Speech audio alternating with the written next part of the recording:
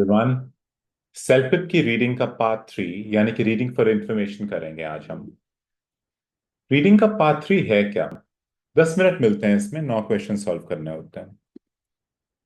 किस तरह का टेक्स्ट होता है इसके अंदर? 4 पैराग्राफ्स होंगे, किसी पर्सन के बारे में, प्लेस, इवेंट या प्रोसेस के बारे में। एग्जाम्पल देता हूं आपको, जैसे कि किस तरह से कोई चीज बनी हुई है या काम करती है। डिस्कशन करते हैं territory of habitat of an animal, यहाँ किसी का बायोग्राफिकल अकाउंट। इसकी tone generally formal, educational, descriptive होती है। फैक्चुअल होता है, ऑब्जेक्टिव होता है, कोई भी ओपिनियन पीस नहीं होता है इसके अंदर। और स्पेशलाइज नहीं है ये। स्पेशलाइज मतलब मेडिसिन का या इंजीनियरिंग का कोई स्पेसिफिक पीस नहीं होता है इसके अंदर। It's general, very general. Part 1, 1 minute लगा के प्रिव्यू कीजिए, आइडेंटिफाई कीजिए मेन टॉपिक क्या है, आइडिया क्या है। पार्ट स्टेप 2, रीड करो क्वेश्चंस को और टेक्स्ट को रीड करो 8.5 मिनट लगा के। देखो पैराग्राफ का टॉपिक कहाँ है, पैराफ्रेज करो उसे। कीवर्ड्स देखो क्वेश्चन में क्या है, मैच करने की कोशिश करो and find out where the answer is. अगर आपको कुछ नहीं मिलता तो ई लिख दीजिए। 30 सेकेंड्स मिलेंगे रिव्यू करने के लिए, क्योंकि टोटल 10 मिनट्स होते हैं। 30 सेकेंड्स बच जाएंगे आपके पास, तो चेक करिए आपने हर एक क्वेश्चन आंसर किया कि नहीं किया। देखिए इसमें होता क्या है, इसमें ना 4 टेक्स्ट हैं। तो पहला मेरा टेक्स्ट है ए, बी, सी, डी। 9 क्वेश्चंस हैं। अगर हमने 9 के 9 क्वेश्चन में मैच कर दिए, हो सकता है कुछ इसमें ना मैच हो। तो जो इसमें नहीं मैच होगा ना, तो उसके लिए हम डाल देंगे ई। यानी कि ऑप्शंस हो गई 5, क्वेश्चंस हो गए 9। अब इन पांचों में एक का आंसर मोस्टली एक होगा, बाकी सबके आंसर ऑलमोस्ट दो ही होते हैं।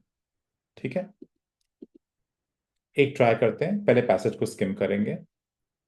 प्रीव्यू टाइम 1 मिनट का है, so let's figure it out. ये मेरे पास है history of Canada, spans from arrival of Paleo Indians thousands of years ago to the modern era। ये ए पैराग्राफ है जो कि बहुत पास से लेकर प्रेजेंट में बता रहा है। बी पैराग्राफ कहता है from the late 15th century French and British expeditions explored, colonized and competed over territories within what is now Canada। तो जो कनाडा है उसके बारे में, फ्रेंच एंड ब्रिटिश की जो लड़ाई हुई थी उसके बारे में बात हो रही है ये, और किस तरह से इन्होंने कनाडा को एक्सपैंड किया उसकी बात हो रही है। सी पैराग्राफ कहता है although Canada has achieved responsible government in 1848, Britain retained control over it's foreign and defence policies until conclusion of the first world war. पहली वर्ल्ड वॉर तक ब्रिटेन का काफी कंट्रोल था फॉरेन का और डिफेंस पॉलिसीज को लेके। डी पैराग्राफ कहता है over the centuries Canadian culture has evolved through the blending of indigenous French, British and more recent immigrant traditions। तो काफी सेंचुरीज से लेकर कनाडा का जो कल्चर है वो इवॉल्व होता आ रहा है। कैसे इवॉल्व हो रहा है? काफी तरह के उसमें कल्चर्स मिक्स अप हो गए हैं, तो ये पैराग्राफ उसके बारे में बात करेगा। अब हम देखते हैं 9 के 9 क्वेश्चंस कैसे होंगे और साथ में ए पैराग्राफ को मैच कैसे करना है। तो ये मेरे आ गए जी 9 क्वेश्चन। अब इन 9 क्वेश्चन के बारे में करेंगे हम बात। ये मेरे 9 क्वेश्चन हैं, इनके बारे में बात करते हैं। पहले पैराग्राफ ए पढ़ लें, थोड़ा सा आइडिया हो जाए इसके बारे में। The history of Canada spans from arrival of Paleo Indians thousands of years ago to the modern era. European colonization से बहुत पहले, जो जिसे आज हम कनाडा मानते हैं, इंडिजिनस पीपल का ये होम था, जो वहां पे हजारों सालों तक रहे। उन्होंने डेवलप किया ट्रेड सिस्टम, स्पिरिचुअल प्रैक्टिसेस और social structures. By the time Europeans वहां अराइव हुए, कुछ एंशियंट सिविलाइजेशंस वहां से खत्म हो चुकी थी। अभी उनका जो हमें एविडेंस मिलता है सिर्फ आर्कियोलॉजिकल रिसर्च के थ्रू ही मिलता है। तो ये तो हो गया बेसिक मेरा पैराग्राफ की अंडरस्टैंडिंग। अब मैं देखता हूं कि ये क्या है। फर्स्ट क्वेश्चन कहता है Canadian culture has been influenced by US. दूसरा कहता है Canada expanded by incorporating new provinces. तीसरा कहता है हिस्ट्री कनाडा की 1848 पे जाती है। फोर्थ कहता है इंडिजिनस सिविलाइजेशंस खत्म हो चुकी थी यूरोपियंस के आने से पहले। पांचवा कहता है Canadian culture is a combination of other cultures. छठवां कहता है French and British expeditions began fighting over present day Canada in 1400s। Seventh कहता है indigenous people have been living in Canada for thousands of years. 8वां कहता है G Britain controlled certain policies in Canada until the end of the first world war, और Alberta ने join किया confederation को 1949 में। तो इसमें बड़े ही क्लियर कट मुझे दो आंसर दिख रहे हैं जो कि फोर्थ एंड सेवेंथ हैं। तो देखिए ये क्वेश्चन तो मैंने आपको करके दिखा दिया। अब आ गया पैराग्राफ नंबर बी, जो कि आप करेंगे खुद, पर मैं आपकी हेल्प के लिए आपको थोड़ा बता दूंगा कि पैराग्राफ में लिखा क्या है। लेट 15वीं सेंचुरी फ्रेंच और ब्रिटिश एक्सपीडिशंस ने बहुत एक्सप्लोर किया, कॉलोनाइज किया और लड़ाई करी टेरिटरीज के लिए जिसे आज हम कनाडा मानते हैं। French claimed the colony of New France in 1534, establishing permanent settlements by 1608. France की इस डिफीट 7 साल जिसे लगे, सारी नॉर्थ अमेरिकन उनकी होल्डिंग्स ब्रिटेन ने ले ली थी। Britain province of Quebec was later divided into Upper and Lower Canada in 1791। फिर दोबारा जोड़ दिए गए 1841 में, 1867 में कनाडा की प्रोविंस को ज्वाइन कर दिया गया न्यू ब्रंसविक और नोवा स्कॉशिया के साथ में, और वो बन गया dominion of Canada through confederation. और टाइम बीतता गया, कनाडा और एक्सपैंड करता गया, ब्रिटिश टेरिटरीज जुड़ती गई, फाइनल में न्यू फाउंड लैंड और लैब्राडोर भी मिक्स हो गए 1949 में। तो ये है हमारी हिस्ट्री कनाडा के एक्सपेंशन की। तो अब मैं आपको कुछ टाइम दे रहा हूं, इन 9 क्वेश्चंस में से फिगर आउट कीजिए आपका क्वेश्चन का आंसर कौन सा होगा, कौन सी स्टेटमेंट्स इस पैराग्राफ में है, चेक कीजिए।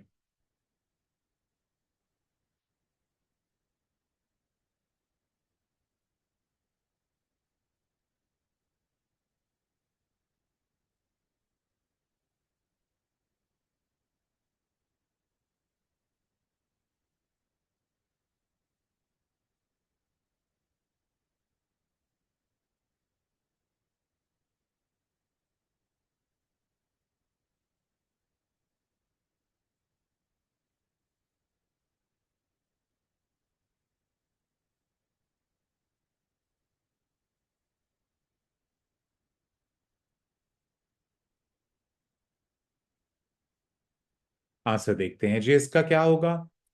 तो इसका आंसर है हमारा नंबर 2 और नंबर 6। अब इन्हें एनालाइज करेंगे। नंबर 2 क्यों है?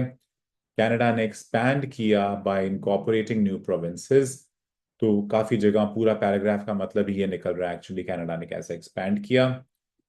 फ्रेंच और ब्रिटिश की लड़ाई हुई 1400s के अंदर, यहाँ 15 सेंचुरी लिखा है, तो obviously it is 1400s only. लड़ाई की बात कहाँ कर रहा है? कंपीटेड ओवर टेरिटरीज का मतलब लड़ाई हो रही है यहाँ पे। तो ये दो आंसर मेरे सॉर्ट आउट हो गए। अब चलते हैं हम नेक्स्ट में, paragraph number C। Para number C मैं आपको पढ़ के बताऊंगा, उसके बाद में आप खुद फिगर आउट करेंगे। कनाडा ने अचीव कर ली रिस्पॉन्सिबल गवर्नमेंट 1848 में, बट ब्रिटिश का राज चलता रहा, कुछ कंट्रोल उनकी पॉलिसीज पे जैसे फॉरेन और डिफेंस पॉलिसीज पे, जब तक फर्स्ट वर्ल्ड वॉर खत्म नहीं हुई। The statute of Westminster passed in 1931। इस स्टैट्यूट ने कंफर्म किया कि कनाडा का स्टेटस यूके के बराबर है। जब उनका कॉन्स्टिट्यूशन 1982 में बना तो कनाडा ने सबसे पहले अपनी जितनी भी लीगल टाइज से ब्रिटिश पार्लियामेंट के साथ खत्म कर दी। आज कनाडा एक पार्लियामेंट्री डेमोक्रेसी है and a constitutional monarchy comprising of 10 provinces, 3 territories, और ब्रिटिश क्राउन जो है उसका हेड ऑफ द स्टेट है। तो अब हम देखेंगे इसके आंसर्स क्या हैं, कौन सा इसे मैच कर रहा है। आपको कुछ टाइम दे रहा हूं, फिगर आउट कीजिए और आंसर दीजिए मेरे को।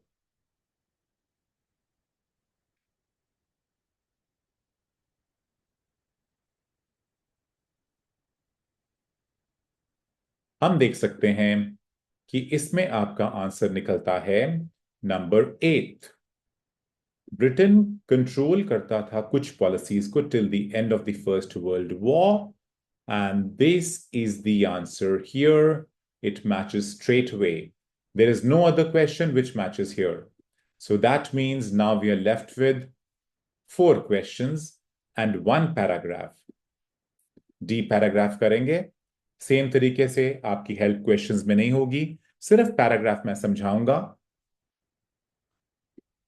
काफी सेंचुरीज बीत गई, कैनेडियन कल्चर काफी इवॉल्व हो गया, काफी ब्लेंड कर गई चीजें इसमें, indigenous culture, French culture, British culture और आजकल के इमिग्रेंट कल्चर्स इसमें ब्लेंड कर गए। और आज का कल्चरल मोज़ेक जो है उसकी काफी ज्यादा shaping Canadian linguistic, geographic and economic proximity to United States पे डिपेंड करती है। जब एंड हुई सेकेंड वर्ल्ड वॉर, कनेडियंस ने बड़ी अच्छी तरह से मल्टीलेटरलिज्म को अडॉप्ट कर लिया ऑन अ ग्लोबल स्टेज, और उन्होंने अपनी सोशियो इकोनॉमिक डेवलपमेंट को प्रायोरिटाइज भी कर लिया। तो अब हम देखेंगे कि क्या चीज यहां मैच हो रही है हमारी। कुछ समय देता हूं, सोचिए।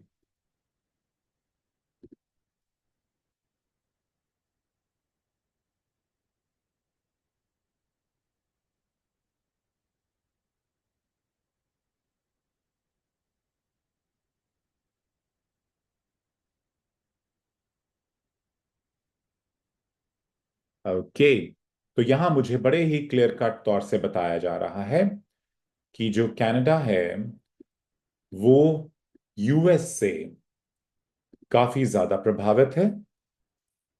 तो ये कैनेडियन प्रॉक्सिमिटी की बात यहां पे हो रही है यूएस के साथ में। और ये रहा मेरा आंसर। कैनेडियन कल्चर कॉम्बिनेशन है किसका? अदर कल्चर्स का। कौन से कल्चर्स थे अदर? इंडिजिनस, फ्रेंच और रीसेंट इमिग्रेशन ट्रेडिशंस के कल्चर थे। तो उससे काफी ज्यादा ये प्रभावित है। तो ये बन गए मेरे दोनों आंसर्स क्लियर। और बचे मेरे दो आंसर, और जो दो आंसर बचे हैं वो होंगे मेरे ई। ई का मतलब क्या हुआ? जिसका कोई भी इसमें क्लू नहीं है वो जाता है ई के अंडर। तो वो जाएंगे ई के अंडर। अब हम आंसर चेक करेंगे जी। 1D, 2B, 3E, 4A, 5D, 5th B, 7th A, 8th C and 9th E. In case your answers are 7, 8, 9, it's fine.